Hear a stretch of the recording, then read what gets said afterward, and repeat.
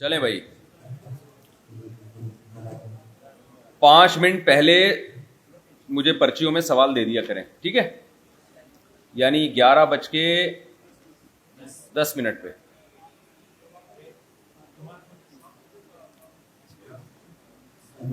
سوال سبق سے متعلق ہو تو اچھی بات ہے جی۔ چلو بھائی، بسم اللہ الرحمن الرحیم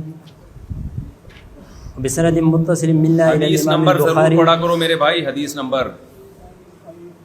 نمبر 33-32 وبسند متصل منا الى الامام البخاری قال حدثنا عمر بن حفص قال حدثنا ابي قال حدثنا الاعمش قال حدثنا زيد بن وهب قال حدثنا عبد الله قال حدثنا رسول الله صلى الله عليه وسلم وهو الصادق المصدوق ان احدكم يجمع خلقه في بطن امه 40 يوما ثم يكون علقة مثل ذلك ثم يكون مضغة مثل ذلك ثم يبعث الله إليه ملكا ب4 كلمات فيكتب عمله وأجله ورزقه وشقي أو سعيد ثم ينفخ فيها الروح فإن الرجل لا يعلم بعمل أهل النار حتى ما يكون بينه وبينها إلا ذراع فيسبق عليه الكتاب فيعمل بعمل أهل الجنة فيدخل الجنة وإن الرجل لا يعمل بعمل أهل الجنة حتى ما يكون بينه وبينها إلا ذراع فيسبق عليه الكتاب فيعمل بعمل أهل النار فيدخل النار۔ جی، حضرت زید بن وہب فرماتے ہیں کہ حضرت عبداللہ بن عمر رضی اللہ عنہ سے روایت ہے کہ رسول اللہ صلی اللہ علیہ وسلم نے بیان کیا، اور آپ سچے ہیں اور مصدوق ہیں، جن کو سچا سمجھا گیا ہے۔ ان احدکم یجمع خلقہ فی بطن امہ 40 یوما، آپ نے فرمایا کہ ہر شخص ماں کے پیٹ میں 40 دن تک ہوتا ہے، ثم یکون علقۃ مثل ذلک، یعنی اس کی خلقت کو 40 دن رکھا جاتا ہے، اس کے بعد وہ علقہ بن جاتا ہے، جمع ہوا خون بن جاتا ہے۔ مثل ذلک کا مطلب 40 دن۔ ثم یکون مضغۃ مثل ذلک، پھر 40 دن کے بعد وہ گوشت کا لوتھڑا بن جاتا ہے۔ وَيَبْعَثُ اللَّهُ إِلَيْهِ مَلَكًا ب4 كلمات، پھر اللہ تعالیٰ فرشتہ بھیجتے ہیں 4 باتوں کے ساتھ، یعنی 40 دن، 3 چلے کتنے ہو گئے؟ 4 مہینے۔ تو 4 مہینے بعد فرشتہ آتا ہے 4 باتوں کے ساتھ، یعنی 4 باتیں لکھ کے چلا جاتا ہے۔ تو یہ 4 نہیں ہوتی، میں نے بار بار بتایا کہ حدیث میں عدد جو ہے اس میں مفہوم کا اعتبار نہیں ہوتا، پوری تقدیر لکھ دیتا ہے، اور تقدیر تو اصل میں پہلے سے لکھی بھی تھی، اسی کا اظہار کر دیتا ہے، ٹھیک ہے نا؟ وہ کیا لکھتا ہے؟ فَيَكْتُبُ عَمَلَهُ وَأَجَلَهُ وَرِزْقَهُ وَالشَّقِيٌّ أَوْ سَعِيدٌ، اس کا عمل لکھتا ہے، کیا عمل کرے گا یہ، اس کی اجل کی موت اس پہ کب واقع ہوگی، وَرِزْقَهُ، اور اس کا کتنا روزی اس کو ملے گی، اور یہ بدبخت ہوگا یا نیک بخت، یعنی جہنمی ہوگا یا جنتی، یہ بھی لکھ کے چلا جاتا ہے۔ ثُمَّ يُنفَخُ فِيهِ روح، پھر اس میں روح پھونکی جاتی ہے۔ فَإِنَّ الرَّجُلَ لَيَعْمَلُ بِعَمَلِ النَّارِ، پھر ایک شخص جہنم والے اعمال کر رہا ہوتا ہے، حتیٰ ما یکون بینہ وبینہا الا ذراع، یہاں تک کہ اس کے اور جہنم کی آگ کے درمیان 1 گز کا فاصلہ رہ جاتا ہے۔ فیسبق علیہ الکتاب، اس کی تقدیر اس پر غالب آتی ہے۔ فیعمل بعمل اہل الجنہ، پھر وہ جنت والے اعمال کرنا شروع کر دیتا ہے۔ آپ نے دیکھا نہیں کتنے کافر ساری زندگی برائیوں میں عین موت سے چند دن پہلے ایمان لے آئے، میں نے تو ایسے دیکھے ہیں، ایسے عیسائی دیکھے ہیں، ہندو دیکھے ہیں، ادھر مسلمان ہوئے، بیماری میں انتقال ہو گیا 2-3 دن میں، یا کوئی ایکسیڈنٹ ہو گیا، تو ان کی مقدر میں کیا لکھی ہوئی تھی؟ جنت لکھی ہوئی تھی۔ وَإِنَّ الرَّجُلَ لَيَعْمَلُ بِعَمَلِ أَهْلِ الْجَنَّةِ، ایک آدمی جنت والے اعمال کرتا ہے، حَتَّى مَا يَكُونُ بَيْنَهُ وَبَيْنَهَا إِلَّا ذِرَاعٌ، یہاں تک کہ اس کے درمیان جو فاصلہ ہے جنت میں وہ 1 بالش رہ جاتا ہے۔ فَيَسْبِقُ عَلَيْهِ الْكِتَابُ، اس کی تقدیر اس پر غالب آتی ہے۔ فَيَعْمَلُ بِعَمَلِ أَهْلِ النَّارِ، جہنم والے اعمال شروع کر دیتا ہے۔ فَيَدْخُلُ النَّارَ، اور آگ میں داخل ہو جاتا ہے، یعنی مرتد ہو جائے گا، کافر ہو جائے گا، گناہوں میں پڑ جائے گا دوبارہ۔ اس حدیث کی تشریح میں کر چکا ہوں نا پہلے،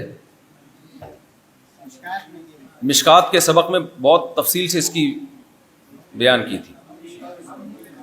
بھائی دیکھو، اس حدیث سے پتہ چلتا ہے کہ پہلے سے ہی ہر شخص کا جنتی اور جہنمی ہونا لکھا ہوا ہے۔ اس پر ایک اشکال ہوتا ہے کہ اس سے تو انسان کا مجبور ہونا ظاہر ہو رہا ہے کہ بھئی یہ انسان تو مجبور ہے، اپنے گویا اختیار سے نہیں جا رہا، وہ تو اللہ نے پہلے سے تقدیر میں اس کے لکھ دیا ہے۔ دیکھو 2 وجہ سے پتہ چلتا ہے کہ مجبور نہیں ہے انسان۔ پہلی بات تو یہ کہ تقدیر اللہ کے علم کا نام ہے. اللہ کو پہلے سے معلوم ہے کہ کون جنت میں جائے گا اور کون جہنم میں جائے گا. اب ایک آدمی گناہ کرتا ہے، میں اب مختصر کر رہا ہوں، مشکات میں نے بہت ڈیٹیل میں بتایا تھا، اب اس کا مختصر خلاصہ پیش کر رہا ہوں کہ نبی دیکھو ایک زید ہے، اس نے بکر کو قتل کیا، زید نے بکر کو قتل کیا.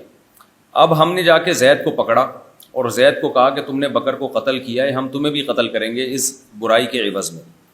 زید جواب میں کہتا ہے کہ دیکھو بکر کا قتل ہونا تقدیر میں پہلے سے لکھا تھا یا نہیں لکھا تھا؟ تو ہمارا جواب کیا ہوگا؟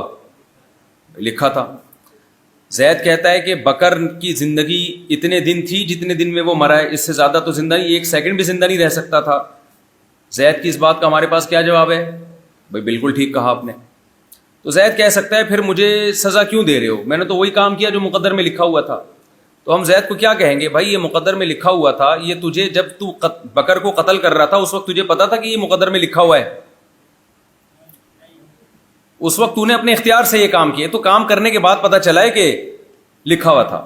تو ہم زید کو کہیں گے کہ اگر تو نے لوح محفوظ پڑھ لیا ہوتا اور اس میں تو نے یہ دیکھ لیا ہوتا کہ بکر کا تیرے ہاتھوں قتل ہوگا، اتنے بج کے اتنے منٹ پہ ہوگا، اور پھر تو بکر کو قتل کر دیتا، ہم تجھے چھوڑ دیتے. ہم کہتے تو نے تو لوح محفوظ میں تقدیر کا عقیدہ اور یہ جو تیرے بارے میں لکھا ہوا تھا پڑھ لیا ہے، لہذا تجھے تو پتا تھا ایسا ہونا ہے، میں چاہوں نہ چاہوں یہ ہوگا کام. لیکن جب تجھے پتا نہیں تھا تو تو نے اپنے اختیار سے یہ کام کیا ہے. تو قیامت کے دن بھی ایسا ہی ہوگا کہ جب لوگ کہیں گے نا کہ اللہ یہ تو ہماری تقدیر میں پہلے سے لکھا ہوا تھا برا کام، اللہ کہیں گے هل عندکم من علم فتخرجوه لنا. تو اللہ تعالیٰ کہیں گے کیا تمہیں پہلے سے یہ بات معلوم تھی کہ تم نے شرک کرنا ہے یا یہ برائی کرنی ہے؟ تم نے تو اپنے اختیار سے کی نا. یہی وجہ ہے کہ تقدیر میں جو اللہ نے لکھا ہوتا ہے نا، اس میں یہ لکھا ہوتا ہے کہ اس آدمی کے پاس اچھائی اور برائی دونوں کا آپشن ہوگا. یہ مکمل اختیار سے اچھائی بھی کر سکتا ہوگا، برائی بھی. یہ اپنی چاہت سے مکمل اختیار سے برائی کرے گا. یہ تو اس سے اختیار اور مؤکد ہو گیا، اس سے جبر کی اور زیادہ نفی ہو گئی. تو اگر ہمیں پہلے سے تقدیر کا علم ہوتا تو پھر ہم مجبور ہوتے. ہمیں چونکہ علم نہیں ہے لہذا یہ ہماری آزمائش ہے یہ. اور اس کا الزامی جواب یہ ہے کہ زید کے سامنے جب آپ یہ تقریر کریں گے کہ بھائی تجھے تو پتہ ہی پہلے پتا تھا کہ تو نے بکر کو قتل کرنا ہے، وہ کہے گا نہیں پتا. تو ہم کہیں گے کہ تو نے تو اپنے اختیار سے کیا نا، تو مجرم ہے. اگر یہ دلیل اس کی سمجھ میں نہ آئے تو آپ اس کو بولے ٹھیک ہے ہم تیری بھی گردن اڑا دیتے ہیں. پھر جس دلیل سے تو نے زید کے قتل کو حلال سمجھا اسی دلیل سے ہم تیرے قتل کو بھی حلال سمجھیں گے، ہم تجھے مار دیں گے جان سے. اور جب ہم تجھے جان سے ماریں گے تو مارنے کے بعد پتہ چلے گا کہ تیری تقدیر میں مرنا لکھا ہوا تھا، لہذا تجھے بھی اعتراض کا حق نہیں ہونا چاہیے. ٹھیشیاں اڑا دیں آپ، بندوق ہاتھ میں لے کے یہ اس کو بات کریں گے. آپ سمجھتے ہو؟ تو اس لیے تقدیر تو ایک اٹل چیز ہے، اس میں تو دو رائے ہو نہیں سکتی. جو ہے پہلے سے طے شدہ ہے، لیکن کیا ہے یہ ہمیں معلوم نہیں. اب یہ جو حدیث ہے کہ جس میں آتا ہے کہ اس کی تقدیر میں چونکہ جہنم لکھی ہوئی تھی تو وہ نیک اعمال کرتے کرتے جنت کے ایک گز قریب پہنچ گیا اور اس پر تقدیر غالب آئی اور اس نے برے اعمال کرنا شروع کر دیے. تو دیکھو یہاں ایک بہت اہم پوائنٹ کی بات ہے کہ اگر اللہ تعالیٰ ظالم ہوتا اور زبردستی اس کو جہنم میں ڈالنا ہوتا تو حدیث میں یہ کیوں ہے لَيَعْمَلُ عَمَلَ أَهْلِ النَّارِ، آخری وقت میں وہ برے اعمال کرنا شروع کر دیتا ہے. بھائی وہ جنت والے اعمال کرتا رہتا، اللہ نے تقدیر میں جہنم لکھی ہوئی تھی تو اللہ اٹھا کے جہنم میں ڈال دیتے اس کو. بولتے بھائی میں تیری تقدیر میں چونکہ جہنم تھی اب تو جتنے مرضی جنت والے اعمال کرے، جانا تو نے کہاں ہے؟ جہنم میں. نہ حدیث میں آ رہا ہے آخر میں وہ برے اعمال، اور یہ اپنے اختیار سے کر رہا تھا، یہ مجبور ہو کے کر رہا تھا اپنے اختیار سے. تو تقدیر کا غالب آنے کا مطلب یہ کہ اللہ کے علم میں تھا کہ یہ آخر وقت میں بگڑ جائے گا. تو فرشتے نے لکھ دیا تھا کہ یہ بندہ نیک اعمال کرے گا، آخر وقت میں بگڑ جائے گا جس کی وجہ سے جہنم میں جائے گا. تو تقدیر غالب آ گئی کہ مطلب اسی کے مطابق ہو رہا تھا جیسے لکھا ہوا تھا، کیونکہ اللہ کا علم کیا ہے؟ کامل ہے. تو اسی کے حساب سے عمل شروع ہو گیا، آخر وقت میں بگڑ گیا. اور بعض دفعہ انسان برے اعمال کر رہا ہوتا ہے لیکن اللہ کے علم میں یہ ہوتا ہے کہ یہ آخری وقت میں نیک بن جائے گا توبہ کر کے.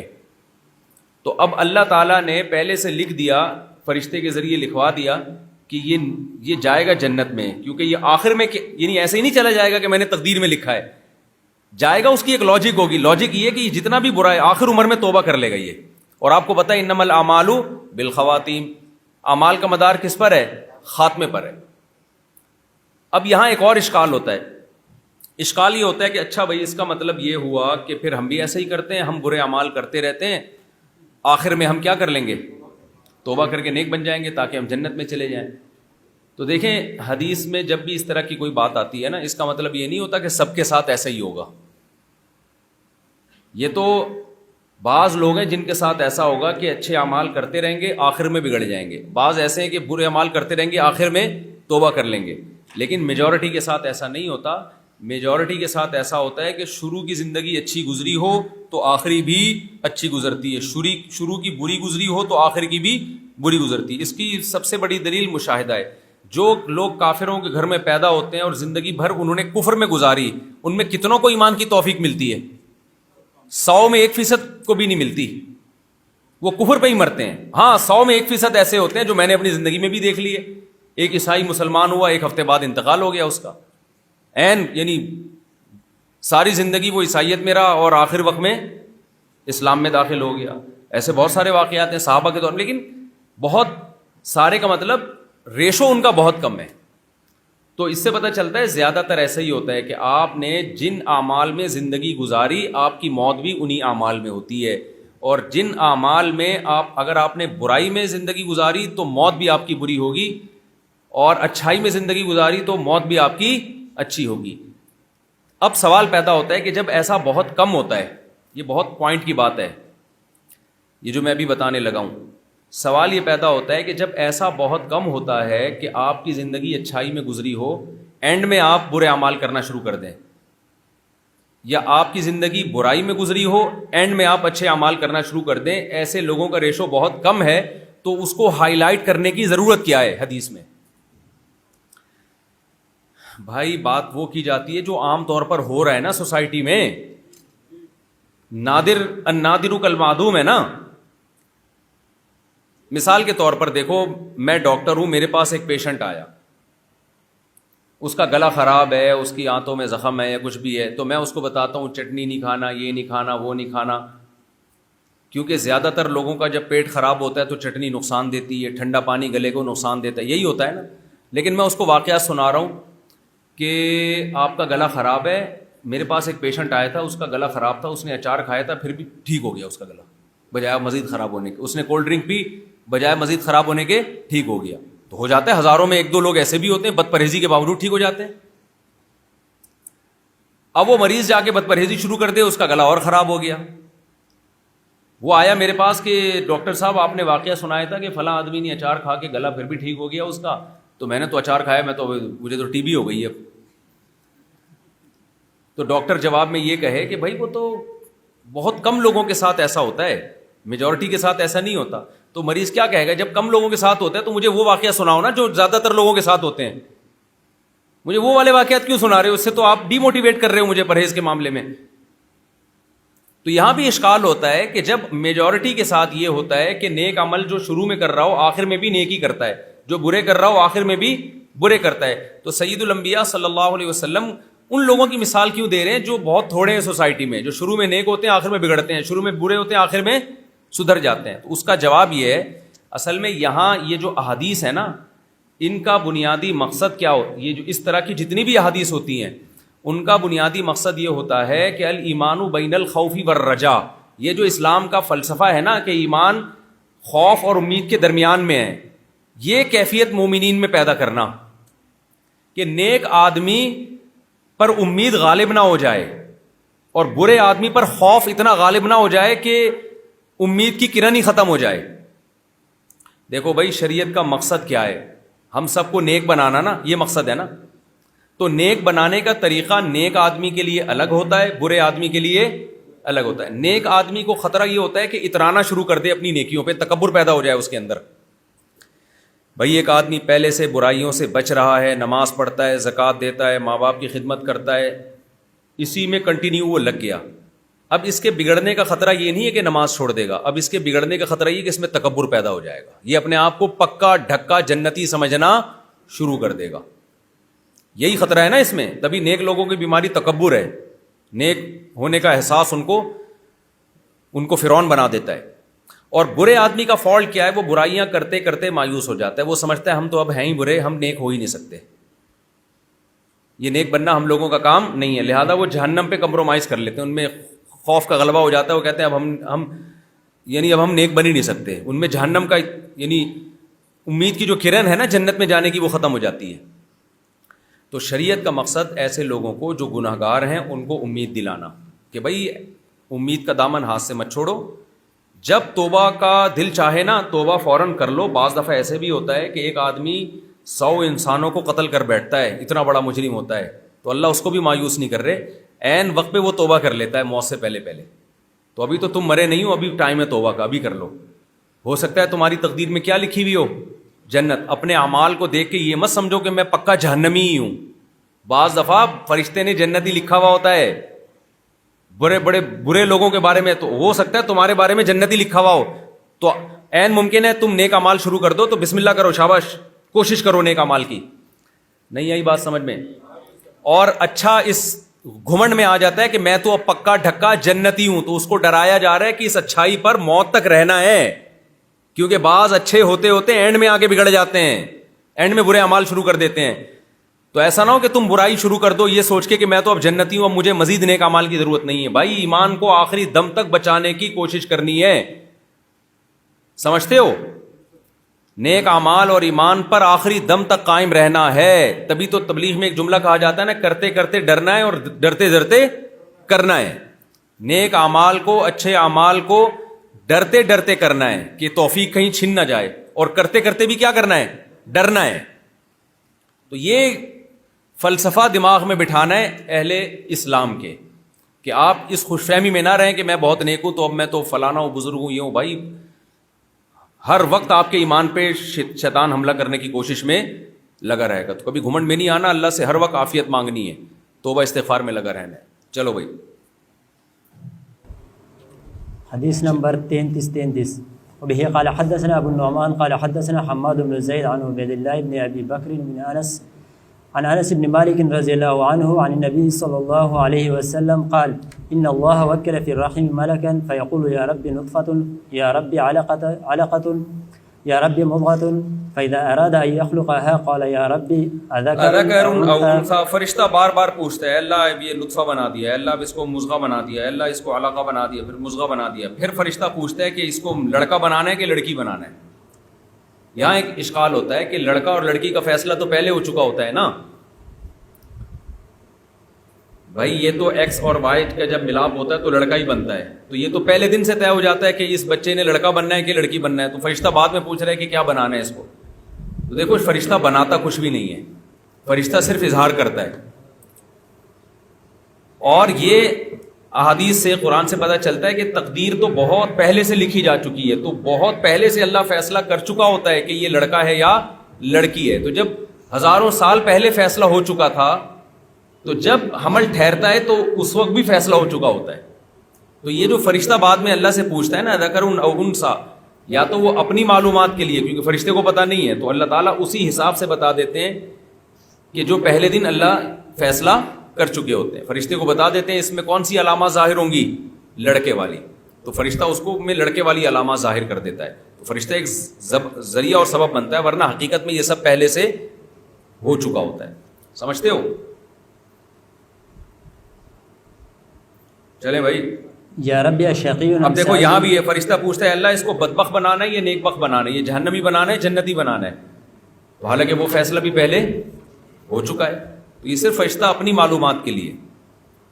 فما الرزق فما الاجر فيكتب كذلك في بطن اللہ اس کی روزی کتنی ملے گی، یہ مرے گا کب، تو یہ فیصلہ بھی تقدیر مبرم میں پہلے ہو چکا ہے، لیکن دوبارہ اس کا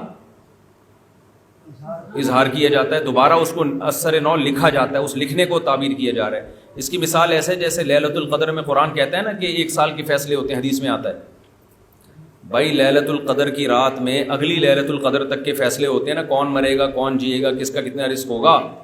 تو سوال یہی پیدا ہوتا ہے یہ فیصلے تو اللہ نے پہلے کر دیے ہیں، تو قرآن سے پتہ چلتا ہے تو لیلۃ القدر میں کیا ہوتا ہے بھائی، اسی فیصلے کا اظہار ہوتا ہے، اسی کا تکرار ہوتا ہے۔ سوال پیدا ہوتا ہے پھر ہم عبادت کیوں کریں کہ ہمارے لیے اچھا فیصلہ ہو، کیونکہ فیصلے تو ہم عبادت اسی نیت سے تو کر رہے ہوتے ہیں کہ یہ آج رات فیصلے کیے جائیں گے تو ہم اللہ کی عبادت میں مشغول ہوں گے تو اچھا فیصلہ ہوگا ہمارے لیے۔ اگر ہم عبادت نہیں کریں گے تو برا فیصلہ ہوگا. تو سوال پیدا ہوتا ہے فیصلہ جب پہلے ہو چکا ہے تو اب اچھا برا کرنے سے کیا فائدہ. تو دیکھو تقریر مبرم میں یہ لکھا ہوتا ہے یہ لیلۃ القدر کی رات میں اللہ سے دعائیں مانگے گا, عبادت کرے گا, لہذا لیلۃ القدر میں اس کے لیے اچھے فیصلے ہوں گے. اور فلاں آدمی لیلۃ القدر میں بھی فلمیں دیکھ رہا ہوگا, وہ لڑکیوں سے دوستیاں لگا رہا ہوگا, تو اس کے لیے اس رات میں اچھے فیصلے نہیں ہوں گے. تو پھر کیا فیصلے ہوں گے, یہی ہوں گے. تو یہ سب چیزیں پہلے سے اسی طرح سے طے شدہ ہیں. چلیں حدیث نمبر 33-34 وبه قال حدثنا قيس بن حفص قال حدثنا خالد بن باقی حارث. تقدیر کے بارے میں زیادہ غور و خوض کرنے سے نبی صلی اللہ علیہ وسلم نے منع کیا. جتنا سمجھ میں آتا ہے ٹھیک ہے, نہیں آئے اللہ پہ چھوڑ دیا جائے. بس اتنی بات ہے, ہم جو کرتے ہیں وہی ہوتا ہے, اللہ ظالم نہیں ہے, ہم جو کریں گے وہی ہوگا. اور تقدیر کی بیس پہ ہم کبھی دنیا کے معاملات کو دائیں بائیں نہیں کرتے. دیکھو تقدیر میں ناشتہ لکھا ہوا تھا تو ناشتہ کرو گے, نہیں لکھا ہوا تھا تو نہیں کرو گے. تو کیا اس بیس پہ کبھی کسی نے ناشتہ چھوڑا ہے؟ اس لیے کہ بھائی ہمیں کیا پتہ, ہم کر کے دیکھ لیں گے, تو وہ اس کا مطلب لکھا ہوا تھا. اسی نیت سے میں نے 2 پراٹھے کھائے صبح, اسی نیت سے لکھا ہوا ہوگا تو کھا لیں گے. تو لکھا ہوا تھا نا, کھا کے پتہ چلا لکھا ہوا ہے, نہیں کھاتے تو پتہ چلتا کہ نہیں لکھا ہوا ہے. چلو اسی میں آپ باقی 4 بار چیزیں سب کو قیاس کر سکتے. 4 شادیاں کر کے دیکھ لو, لکھا ہوا ہوگا تو ہو جائیں گی, نہیں لکھا ہوا ہوگا تو ایک بھی بھاگ جائے گی تمہاری. چلو قال حدثنا شعبة عن ابي عمران الجوني عن انس رضي الله عنه يرفعه ان الله تبارك وتعالى يقول لاهل اهل النار عذابا لو ان لك ما في الارض من شيء اكنت تفتدي به. حضرت انس رضی اللہ عنہ سے روایت ہے کہ اللہ تعالیٰ جہنم میں جس کو سب سے کم ترین عذاب ہوگا, اللہ اس سے کہیں گے بتا اگر تجھے 7 زمین کے سارے خزانے دے دیے جائیں تو کیا تو اپنے آپ کو عذاب سے بچانے کے لیے سارے خزانے دے دے گا, ہمیں فدیے میں دے دے گا؟ تو وہ جواب میں کہے گا کیوں نہیں, نعم. یعنی ساری دولت, پورا بحریہ ٹاؤن, پورے 1000 گز کے بنگلے, سونے چاندی, اسٹیل مل, سب کچھ کھرب پتی ہوگا نا. اور جہنم میں سب سے کم درجے کا عذاب ہوگا.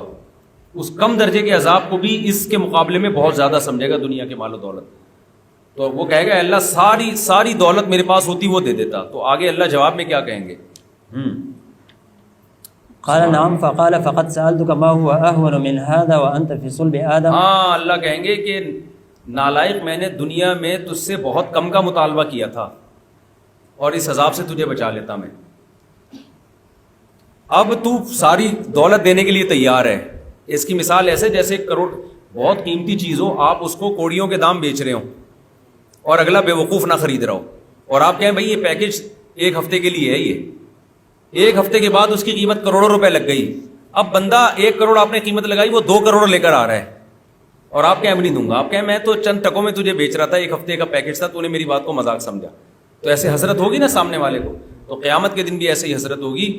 اللہ کہیں گے کہ میں نے تجھ سے بہت تھوڑا مانگا تھا کہ شرک سے تو توبہ کر لے, فرائض واجبات پورے کر لے, اس کے بدلے میں تجھے جنت دوں گا, جہنم سے بچا لوں گا. تو نے وہ تھوڑے پہ نہیں ہے, تو نے میرے پیکج کو کیا سمجھا, مذاق سمجھا. اب تو پوری دنیا کی دولت بھی دے گا تو نہیں, عذاب سے تیری جان چھوٹے گی. ان حدیثوں کا ترجمۃ الباب سے مناسبت کیا ہے؟ جتنی بھی حدیثیں ہیں اس میں آدم علیہ السلام کی یا تو ذریت کا تذکرہ آ رہا ہے یا ماں کے پیٹ میں اس کے بننے کا تذکرہ آ رہا ہے نا. تو حدیث کا جو باب ہے انبیاء اور ذریت آدم, یہی ہے نا. تو کہیں بھی آدم علیہ السلام کی ذریت یا اس کی تخلیق کا تذکرہ کسی بھی حدیث میں ہو تو امام بخاری وہ حدیث لے کر آ رہے ہیں. تو یہاں بھی دیکھو اس حدیث میں صلب آدم کا تذکرہ ہے نا, کہ تو آدم وانت فی صلب آدم, تو آدم کی پشت میں تھا تو میں نے تجھ سے اس سے کم کا مطالبہ کیا تھا. وہ الست بربکم والا جو معاہدہ ہے. تو اس سے پتہ چلتا ہے کہ تمام کے تمام انسان, ہم سب ایک وقت میں ہماری روحیں آدم علیہ السلام کی پشت میں رہی ہیں. کہیں نہ کہیں سے ہمارا سرا آدم علیہ السلام سے جا کے ملتا ہے. چلو بھائی, اللہ تشرک بی فابیت الا الشرک. حدیث نمبر 33-35 وبه قال حدثنا عمر بن حفص بن غياث قال حدثنا ابي قال حدثنا الاعمش قال حدثني عبد الله بن مرة عن مسروق عن عبد الله رضي الله عنه قال قال رسول الله صلى الله عليه وسلم قال رسول الله صلى الله عليه وسلم لا تقتل نفس ظلما الا كان على ابن ادم الاول كفل من دمها. جب بھی کسی شخص کا قتل ہوتا ہے تو جو آدم علیہ السلام کا پہلا بیٹا تھا نا قابیل, اس کا بھی کچھ نہ کچھ حصہ اس گناہ میں ہوتا ہے. لأنه أول من سن اس القتل. لیے کہ وہ پہلا شخص تھا جس نے دنیا میں قتل کو جاری کیا, پہلی دفعہ جرم جو کرتا ہے نا تو آگے جرم آسان ہو جاتا ہے. اتنا بڑا عذاب ہے یار. جب بھی دنیا میں قتل ہوگا نا تو کچھ نہ کچھ عذاب اس کی وجہ سے قابیل کو بھی پہنچے گا. اللہ کہے گا دیکھ اب تیری وجہ سے یہ سب کچھ ہو رہا ہے دنیا میں. باب الارواح. یہ بھی اسی مناسبت سے کہ آدم علیہ السلام کے بیٹے کا تذکرہ اس میں. باب الارواح جنود مجندہ. الارواح جنود مجندۃ. مجنہ کا معنی مجتمع، جن کو جمع کیا جائے. تو حدیث میں آتا ہے کہ جتنی روحیں ہیں یہ ایک ایسا لشکر ہے جن کو جمع کیا گیا تھا. تو آدم علیہ السلام کی پشت سے اللہ نے تمام روحوں کو نکال کے جمع کیا. ایک وقت انسانیت پہ ایسا آ چکا ہے کہ تمام انسان ایک کھلے میدان میں جمع تھے. ان کی روحیں، جسم نہیں، روحیں جمع تھی. تو اللہ نے روح کو پہلے پیدا کیا ہے، جسم کو بعد میں پیدا کیا ہے. لیکن روح بغیر جسم کے اس میں یہ جو اس مادی زندگی کے لحاظ سے اس میں کوئی شعور نہیں ہے. دونوں ایک دوسرے کے محتاج ہیں. چلو بھائی. حدیث نمبر 33-36. وقال الليث عن يحيى بن سعيد عن عمرة عن عائشة رضي الله عنها قالت سمعت النبي صلى الله عليه وسلم يقول الارواح جنود مجندة فما تعارف منها ائتلف وما تذاكر فما تعارف منها ائتلف. جب یہ روحیں جمع ہوئی نا تو ان میں جن کا آپس میں تعارف ہوا دنیا میں بھی ان میں آپس میں کیا ہے؟ محبت ہے. اور جن کا آپس میں تناکر ہوا، تناکر تعارف کی ضد ہے نا. جو جب روحوں کا اجتماع ہوا تھا اس وقت جس روح نے جس روح کو اچھمبا سمجھا، وحشت ہوئی، تو دنیا میں بھی اس سے کیا ہے؟ اس روح کو اس روح سے وحشت ہے. ہم کہتے ہیں نا کسی سے آپ کو مناسبت ہو جاتی، کہتے ہیں یار لگتا ہے کہ ہماری روحیں آپس میں کہیں ملی ہیں. تو یہ حقیقت ہے کہیں نہ کہیں پہلے ملی ہیں یہ روحیں آپس میں. اب کسی کی روح ان کے ساتھ مل گئی اس کے لیے مسئلہ ہو گیا وہ بیچارہ. چلو. وقال يحيى بن أيوب حدثني يحيى بن سعيد بهذا باب قول الله عز وجل ولقد أرسلنا نوحا إلى قومه قال ابن عباس رضی اللہ عنہما بادی الرأی ما ظاہر لنا. ہاں نوح علیہ السلام کے بارے میں باب ہے. تو نوح علیہ السلام کو قوم نے کہا تھا نا کہ بادی رائے میں ہم آپ کو اپنی قوم کا سب سے کم تر سمجھتے ہیں. تو عبداللہ بن عباس بادی الرائے کا مطلب بتا رہے ہیں. بادیو نہیں ہوگا، بادی الرائے ہوگا. جب نسب ہوگا تو پھر نسب ظاہر ہوگا. بادی الرائے ما ظاہر لنا یعنی ظاہری طور پر. اقلعی امسکی. آسمان کو اللہ نے کہا نا بھائی نوح علیہ السلام کے واقعے میں جب بارش برسنے کا آیا تو آسمان سے اللہ نے کہا اقلعی، تھم جا. اقلاع کہتے ہیں اکھاڑ دینا. یعنی اتنی بارش برس رہی تھی، بلاغت ہے قرآن کی، کہ گویا بارش آسمان سے چپک چکی تھی، یعنی جان بھی چھوڑ رہی تھی آسمان کی. ایک بلاغت ہے. تو اللہ نے کہا اقلعی، اکھاڑ دے اس کو. جیسے درخت اکھاڑے جاتے ہیں، نکالے نہیں جاتے، اتنے آرام سے درخت نہیں نکلتا. تو بارش نے آسمان کو ایسا پکڑ لیا تھا کہ تھمنے کا نام نہیں لے رہی تھی. جب نوح علیہ السلام کے دور میں طوفان آیا ہے تو اللہ نے کہا اقلعی، اے آسمان بارش کو اکھاڑ کے پھینک دے، جیسے درخت کے تنوں کو اکھاڑا جاتا ہے. یہ بلاغت ہے، اس سے حقیقت مراد نہیں ہوتی. وَيَا أَرْضُ ابْلَعِي مَاءَكِ، اور اے زمین پانی کو نگل لے، جذب نہیں کر.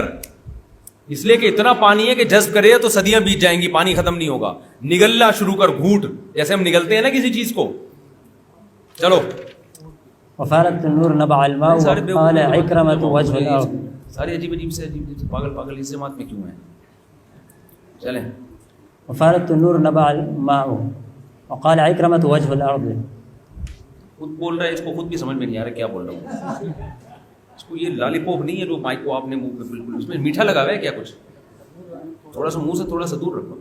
آواز نہیں آئی. یا تو اس میں کچھ کھانے کی چیز لگی ہوئی ہے جس کو چپکے چپکے چاٹ رہے ہو آپ. ہاں تھوڑا زور سے بولو نا. وفارت النور. زور سے نہیں بول رہے، وہ مائک کو منہ میں گھساڑنے کی کوشش کی جا رہی ہے. چلو.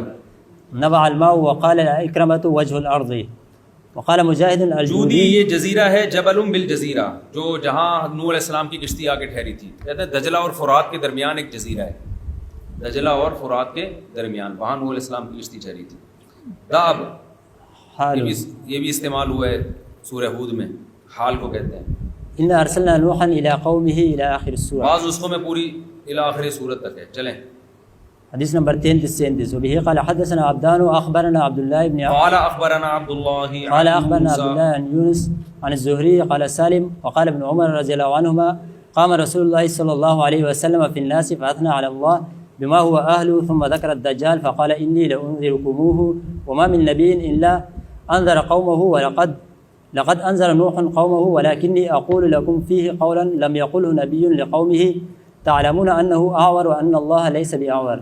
عبداللہ بن عمر فرماتے ہیں رسول اللہ صلی اللہ علیہ وسلم ایک مرتبہ لوگوں کے بیچ میں کھڑے ہوئے اور اللہ کی حمد و ثنا کی جس کا اللہ تعالیٰ اہل ہے. پھر آپ نے دجال کا ذکر کیا. فرمایا میں تمہیں دجال سے ڈراتا ہوں، اور ہر نبی نے اپنی قوم کو دجال سے ڈرایا ہے، اور نوح علیہ السلام نے بھی اپنی قوم کو دجال سے ڈرایا. لیکن میں تمہیں دجال کے بارے میں ایک ایسی بات کہوں گا جو کسی نبی نے اپنی قوم کو نہیں بتائی. وہ بات یہ تھی کہ تعلمون انہ اعور، تم یہ جان لو کہ وہ بھینگا ہوگا. دجال کیا ہوگا؟ بھینگا. وَأَنَّ اللَّهَ لَيْسَ بِأَعْوَرٍ، اور اللہ میں اعورار نہیں ہو سکتا. دیکھو اللہ کی تو آنکھیں ہی نہیں ہوتی، لیکن سمجھانے کے لیے کہ عیب ہے نا ایک بہنگا ہونا، تو دجال خدا ہونے کا دعویٰ کرے گا تو لوگ اس کے چند شعبتوں سے متاثر ہو رہے ہوں گے. یہ نہیں دیکھیں گے کہ اس کی تو آنکھیں آپس میں نہیں ملتی. دیکھ ادھر رہا ہے، یعنی دیکھنا ادھر چاہتا ہے تو اس کے لیے دیکھ ایک کے دو نظر آ رہے ہیں اس کو. تو یہ جتنے روحانی عامل ہیں نا، لوگ ان کے عیب کو نہیں دیکھتے، ان کے چند شعبتوں کو دیکھتے ہیں. یہ بڑا مسئلہ ہے لوگوں میں. جو جاہل پیر ہوتے ہیں ان کے عیوب کو نہیں دیکھتے، ان کے چند شعبتوں کو دیکھتے ہیں لوگ. چلو بھائی، تو دجال کا بھی ایسا ہی ہوگا. لوگ اس کے کرتوت اور کرشموں کو دیکھیں گے، یہ نہیں دیکھیں گے کہ یہ تو خود تو سیدھا نہیں ہے، وہ ہمیں کیا سیدھا کرے گا، اس کی آنکھیں ٹھیک نہیں ہیں. اپنی آنکھیں ٹھیک کر لیتا نا اگر تیرے دم میں اتنی صلاحیت ہے. جیسے پھونکا والی سرکار لنگڑوں کو سیدھا کر رہی ہے تو بھائی تو آخان چلا جانا. اتنے لائن سے لنگڑے پڑے ہوئے ہیں وہاں پہ. بھائی یہ تو بہت لمبا سوال ہے.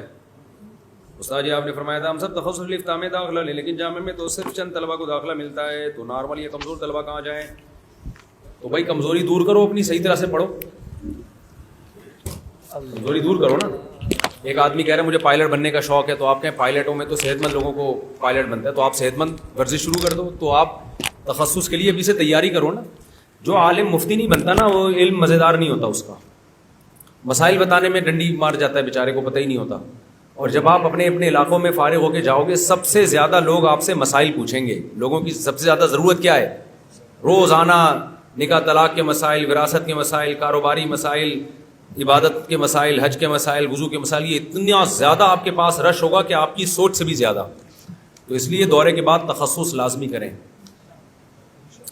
استاذی نسلوں کی حفاظت کے لیے اگر ہم کسی فاضلہ عالمہ یا دیندار لڑکی سے شادی کریں تو وہ بھی گاڑی بنگلہ اور مال و دولت کو دیکھ کر ہی رشتہ دیتے ہیں، تو ہم کہاں سے رشتہ تلاش کریں؟ غریبوں میں بھی مال ہوتی ہیں لڑکیاں، عالمہ بھی ہوتی ہیں، نیک پرہیزگار بھی ہوتی ہیں. ایسا نہیں ہے کہ سارے مالدار ہی ہوتی ہیں. تو غریب لڑکی سے کر لو، دے دے گی تمہیں. طلاق ثلاثہ کے معاملے میں نبی صلی اللہ علیہ وسلم کے دور میں، ابو بکر عمر کے دور میں، حضرت عمر کے دور میں ابتدائی 2 سال میں 3 طلاقیں تصور کی جاتی. تو حضرت عمر نے کس علت کی بنا پر اجماع کیا؟ اس پر تو میں 20 دفعہ بول چکا ہوں، ایک دفعہ نہیں کروڑوں دفعہ بول چکا ہوں. نبی کے دور میں بھی 3 طلاقیں 3 ہی تھیں. نبی کا جو فتویٰ ہے، ابو بکر عمر سب کے دور میں 3 طلاقیں 3 تھیں. یہ جو کہا جاتا ہے کہ نبی کے دور میں 3 ایک سمجھی جاتی تھی، اس کا وہی جواب ہے جو جابر بن عبداللہ کی حدیث ہے کہ نبی کے دور میں ہم متع کو حلال سمجھتے تھے. تو نبی کے حکم سے تھوڑی سمجھتے تھے، بہت سے صحابہ کو نہیں پتا تھا. تو ایسے زمانے جاہلیت میں 3 کو ایک سمجھا جاتا تھا، بعد میں منسوخ ہو گیا. اس پر بہت لمبی بات میں کر چکا ہوں، اب اس موضوع کو چھوڑ دیں. میرے کلپ یوٹیوب پہ موجود ہیں، وہ سن لیں. اس بارے میں کتاب بھی ہے میری، کمپوز ہو چکی ہے، چھپی نہیں ہے ابھی، تو چھپ جائے گی. بہت ڈیٹیل میں ایک ایک دلیل کا میں نے جواب دیا اس میں. اچھا میرے بھائی، نبی صلی اللہ علیہ وسلم کے دور سے آج تک علماء کی ایسی جماعت چل رہی ہے جو 3 طلاق کو 1 طلاق کا فتویٰ دیتے آ رہے ہیں. بالکل غلط ہے. صحابہ کے دور میں بھی اجماع تھا، تابعین کے دور میں بھی اجماع تھا. کوئی ایک ضعیف روایت کسی صحابی سے نہیں دکھا سکتے جنہوں نے 3 طلاق کو 1 کہا ہو. یہ ابن تیمیہ رحمۃ اللہ علیہ کے دور میں ایسا ہوا ہے کہ انہوں نے فتویٰ دیا 7ویں صدی ہجری میں. اس سے پہلے کوئی بھی نہیں دیتا تھا. اہل حدیث لوگ کہتے ہیں کہ امام طحاوی نے 2 یا 3 صدی ہجری میں لکھا ہے کہ بعض لوگ 3 کو 1 کہتے ہیں. تو اس سے بعض سے مراد ہے رافضی شیعہ لوگ، اہل سنت مراد نہیں ہے اس سے، کیونکہ امام طحاوی نے اس کی بحث کے آخر میں لکھا ہے کہ اس مسئلے پر اجماع ہے کہ 3 ہوتی ہیں. تو یہ بعد میں گڑا ہوا مسئلہ ہے. یہ اسلاف میں کوئی جانتا بھی نہیں تھا کہ 3 طلاقیں 1 ہوتی ہیں رخصتی کے بعد. سمجھ رہے ہو؟ اچھا میرے بھائی، تو آج کے علماء کی اتنی چھوٹی چھوٹی باتوں پر جانے انجانے میں ہونے والی غلطی پر 3 طلاق کا حکم لگا دیتے ہیں، اس لیے کہ قرآن نے کہا ہے 3 ہوتی ہیں. سورہ طلاق آپ اٹھا کے دیکھ لیں. چونکہ آج کل حنفی علماء ایسے کئی مسائل جو ہیں اربعہ کے علاوہ کسی اور امام کے قول پہ فتویٰ دیتے ہیں. تو اگر کسی سے نہ چاہتے ہوئے انجانے میں 3 طلاقیں ہو گئی تو اس سے پوری نسل تباہ ہو گئی. کوئی نسل تباہ نہیں ہوتی، یہی بکواس ہے. طلاق کے بعد نسلیں تباہ ہوتی تو طلاق کو حلال کیوں رکھا جاتا؟ یہ تو ہم نے فرض کر لیا ہے نسلیں تباہ ہو گئی ہیں. بھائی تو تم نے بیوی کو چھوڑ دیا، عدت گزار کے کہیں اور شادی کرے. وہ صحابہ کے دور میں طلاقیں ہوئی تھی، کیا نسلیں تباہ ہو گئی تھی؟ کیا حضرت عمر نے اپنی بیوی کو طلاق دی، نسل تباہ کر دی کیا انہوں نے؟ عبداللہ بن عمر نے طلاق دی اپنی بیوی کو، کیا نسل تباہ ہو گئی؟ یہ تو اجمیوں میں ہے طلاق. کے بعد نسلیں تباہ ہونا. عربوں میں ابھی بھی کوئی مسئلہ نہیں ہے. بچے بچپن میں ماں کے پاس رہیں گے, بڑے ہو کے باپ کے پاس آ جائیں گے. جب ماں کے پاس تھے باپ ملتا رہے گا, جب باپ کے پاس ہے تو ماں ملتی رہے گی. ہنسی خوشی وہ اس طرح بچوں کو مل کے پالیں گے. یہ ہم کیونکہ ہندوؤں میں رہے ہیں نا, تو ہم ہندوؤں کے حساب سے سوچتے ہیں. طلاق کوئی اچھا عمل نہیں ہے, لیکن اس کو یہ کہہ دینا کہ زندگیاں برباد ہوئی, یہ غلط بات ہے. سمجھتے ہو؟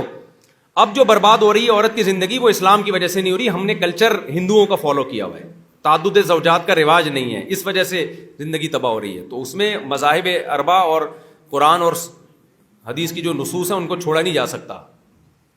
اور اس میں آپ مذہب غیر پہ فتویٰ کیسے دو گے؟ تو چاروں مذاہب میں تو یہی ہے نا, تین ہوتی ہیں. اس میں شافعی مسلک بھی یہی ہے, حنفی بھی یہی ہے, مالکی بھی یہی ہے, حنابلہ بھی یہی کہتے ہیں.